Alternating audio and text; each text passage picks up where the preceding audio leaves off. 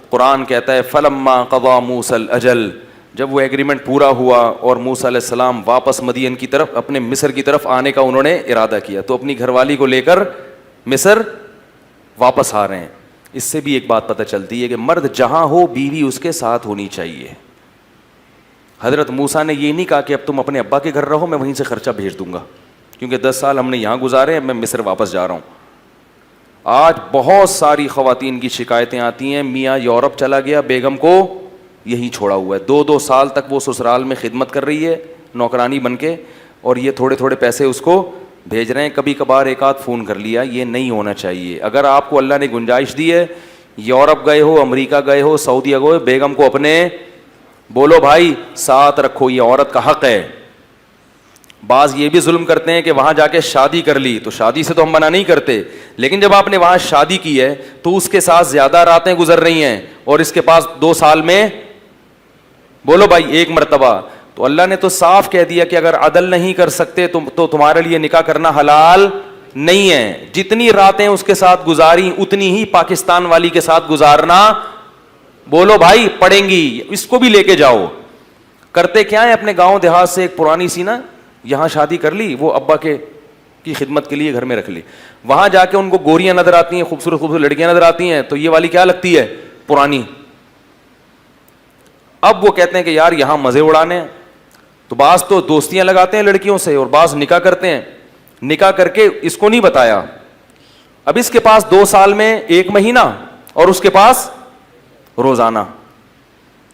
تو یہ بھی ظلم زیادتی ہے. عزت دار آدمی کیا کرتا ہے کہ جہاں سفر میں جائے گا لمبے عرصے کے لیے وہاں اپنی بیگم کو بولو بھائی.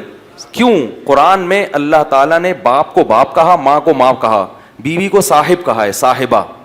صاحبہ کسے کہتے ہیں؟ یہ اردو والا صاحبہ نہیں، صاحب کیا حال ہے یہ والا نہیں. صاحب عربی میں کہتے ہیں ساتھی، جو آپ کے 24 گھنٹے وصاحبتہ واخیہ. قرآن میں آتا ہے نا قیامت کے دن انسان اپنے باپ سے بھی دور بھاگے گا، تو اس کے لیے باپ کا لفظ استعمال کیا. اپنی ماں سے بھی دور بھاگے گا، کا لفظ استعمال کیا. بھائی سے بھی دور بھاگے گا، اس کے لیے اخ کا لفظ استعمال کیا. بیوی کو فرمایا اپنے ساتھ رہنے والی سے بھی دور بھاگے گا. تعبیر ہے یا نہیں ہے بھائی؟ قرآن میں آتا ہے کہ قیامت کے دن انسان اپنے باپ سے بھی دور بھاگے گا. تو ابا کو کیا کہا؟ ابا، حالانکہ انسان ابا کے ساتھ بھی رہتا ہے لیکن ان کو ساتھ ہی نہیں کہا. ماں سے بھی دور بھاگے گا اور بھائی سے بھی دور بھاگے گا، اس خاندان سے بھی دور بھاگے گا جس خاندان نے اس کو ٹھکانہ دیا، اس کو بھی اللہ نے ساتھی نہیں کہا. لیکن جہاں بیوی کا تذکرہ آیا تو اللہ نے کہا وصاحبتہ، اس کے ساتھ رہنے والی جو تھی ہمیشہ، اس سے بھی کیا کرے گا قیامت کے دن دور بھاگے گا. اس سے پتہ چلتا ہے کہ بیوی صاحبہ ہوتی ہے، یعنی آپ کے ساتھ بولو بھائی رہنے والی.